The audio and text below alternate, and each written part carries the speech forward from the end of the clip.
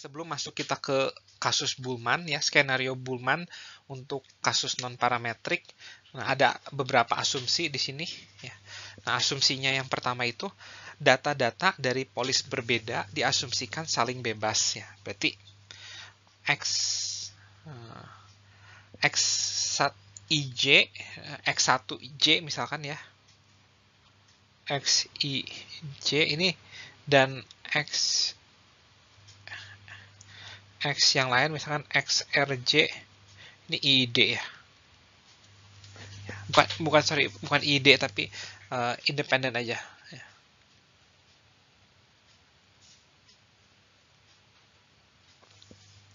Nah, terus parameter risiko ya theta 1, theta 2 sampai theta R. Ini juga IID dengan saling IID nih. Jadi ini tuh adalah sebuah random variable.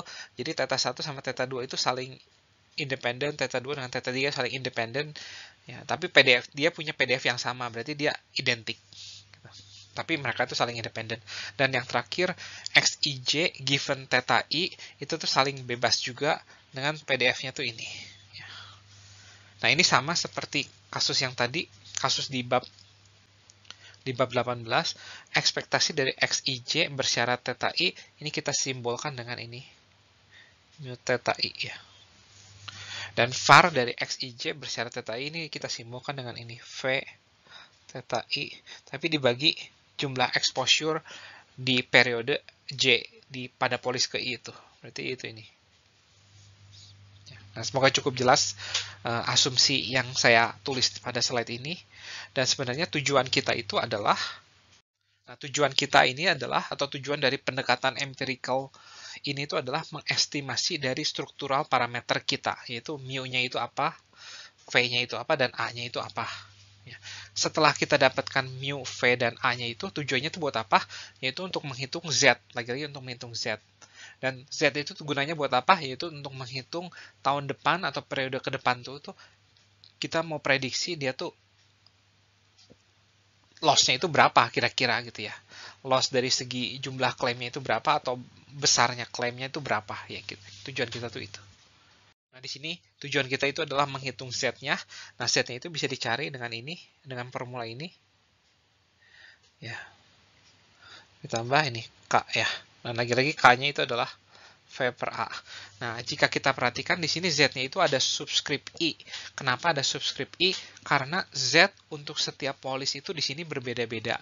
Tidak seperti yang kita punya di bab 18 sebelumnya, di mana Z-nya itu cuma ada satu. Tapi di sini Z-nya itu ada sebanyak polis pada data kita ya. Jadi kalau data kita ada 10 polis, berarti ada 10 Z. Dan masing-masing Z itu beda-beda karena MI-nya itu beda-beda. Dan juga premi credibility untuk periode yang akan datang juga sama, beda-beda untuk setiap polis ya. Yaitu formulanya adalah ini, ZI dikali X bar I ditambah 1 min ZI, tapi ini bukan dikali mu ya, dikali mu sih ya, mu-nya itu. Nah, mu-nya ini sama semua ya, untuk setiap I. Mu-nya ini adalah yang kita estimasi. Ini adalah salah satu dari struktural parameter kita, si mu ini. Nah, biasa mu-nya itu kan didapat dari distribusi, tapi untuk bab 19 ini, untuk bab empirical bias estimation ini, mu-nya itu didapat dari data. Nah, kita masuk ke non-parametric Bullman model. Ya. Nah, karena ini kasusnya kasus Bullman, berarti kita ada tambahan asumsi lagi, yaitu tambahan asumsi yang pertama itu adalah untuk setiap polis, kan ada R polis tadi, setiap polis itu jumlah periodenya itu sama semua. Jadi NI itu sama dengan N. Nah, itu sangat mempermudah permasalahan kita karena semua polis itu periode data-data periode sebelumnya itu jumlahnya itu ada sama, yaitu sebesar N. Dan asumsi kedua itu adalah jumlah member pada setiap polis itu 1. Ini. Nah, ini lagi-lagi ini juga sangat mempermudah permasalahan kita karena jumlah membernya itu semuanya 1. Nah, akibatnya pada polis pertama ini jumlah member di sini 1, di sini 1, di sini juga 1. Dan totalnya ada N buah periode. Nah, ini pada polis kedua dan seterusnya, ini pada polis ketiga dan seterusnya. Nah, oleh karena ini ekspektasi dari XIJ bersyarat theta I-nya itu mu ya. Mu theta I, sorry. Dan var-nya juga adalah, karena jumlah membernya 1, berarti var-nya langsung nih, theta I. Ya. Nah, semoga cukup jelas ya untuk kasus Bullman model. Nah, kita akan lanjutkan estimasi kita. Nah, ini adalah hasilnya. Ini adalah teoremanya. Teoremanya itu adalah sebagai berikut. Jadi, estimasi untuk si mu adalah X bar. Ya, bahkan nggak hanya estimasi, tapi estimasi tak biasnya itu adalah X bar. Dan kemudian estimasi tak bias untuk si V itu adalah ini. Ya, yang saya kotakin ini.